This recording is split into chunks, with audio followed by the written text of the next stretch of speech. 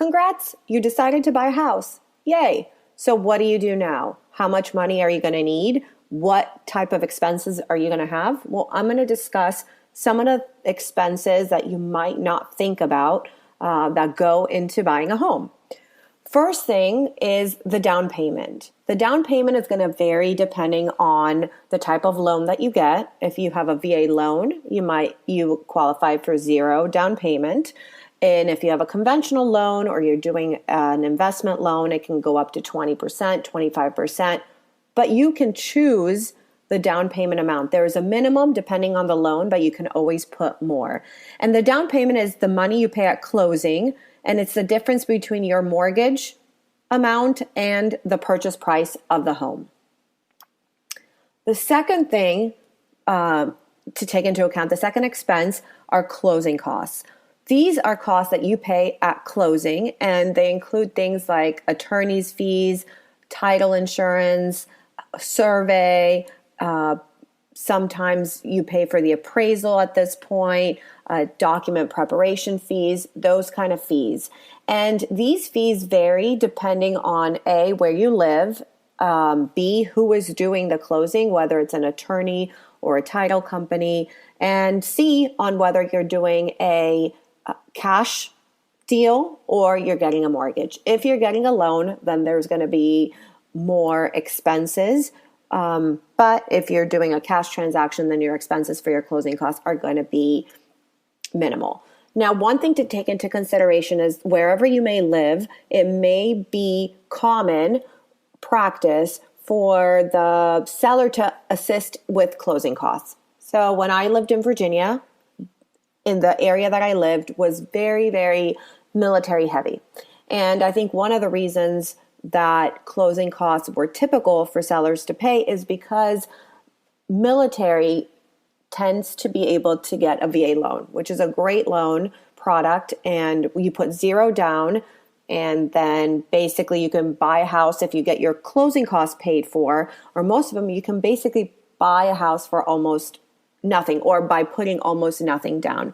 So it depends what the closing costs are, but I would calculate somewhere between 1% and 3% of the purchase price. And I always like to be super conservative. So I always go with the 3%. Sometimes it might be a little bit more.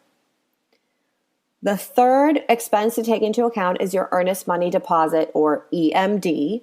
And this is the upfront deposit that gets applied to your down payment at closing. So basically, it's either applied to your down payment, or if you're not making a down payment, then it gets applied to your closing costs at closing. So when you put in an offer, typically you provide an earnest money deposit, and that can be anywhere between 1% to 3% of the purchase price. Sometimes it might be lower depending on where you live, but it's basically money showing that I'm putting this money up front. We're going to put it in an escrow account, and it gets held until closing, and at closing it gets applied to your loan or to your down payment. Some other things to take into account is insurance.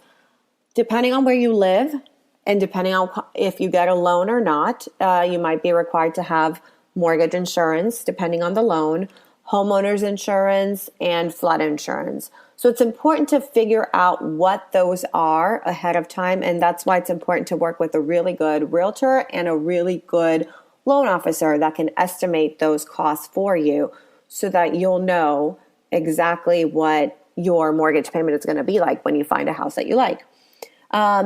Property taxes are another big thing to take into consideration, and these vary by state. So just make sure that you take property taxes into account as well.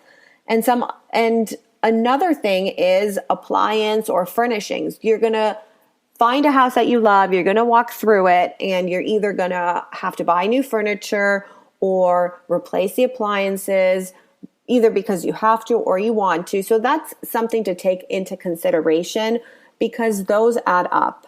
And I will say one thing, when you find a house that you really like and you go under contract, do not start buying appliances and furnishings and all those things until after closing, because that can affect your credit. And if it affects your credit negatively, you might not be able to get the loan to get the house. So don't buy anything, but keep in mind that once you move in, you might have to replace some things that might be a little bit costly. And the other thing to take into account is that a house requires maintenance. So whether that's lawn maintenance, does that mean, are you going to pay somebody to maintain your lawn, or are you going to do it yourself? Do you need to buy equipment to maintain that? Do you need to buy household tools? If you are coming from an apartment or coming from your parents' house or anywhere where you don't have your own things, you might need some tools to fix things around the house. And also think about yearly or seasonal appliance maintenance. So if you live somewhere where the AC is used year round, like in Florida, once a year having your AC checked to make sure that everything is working well is a great idea. Same with your appliances. You might want to have your dryer vents cleaned once a year, make sure that everything is in order. And so you have to take those into consideration because those can add up. Buying a home is super, super exciting. It's a great time in your life, and it's a very big step. And it doesn't have to be scary, and it doesn't have to be a huge surprise. As long as you are prepared and you talk to a professional and you do your research and you know what kind of expenses you are going to incur so that you are not buying a house that you can't afford.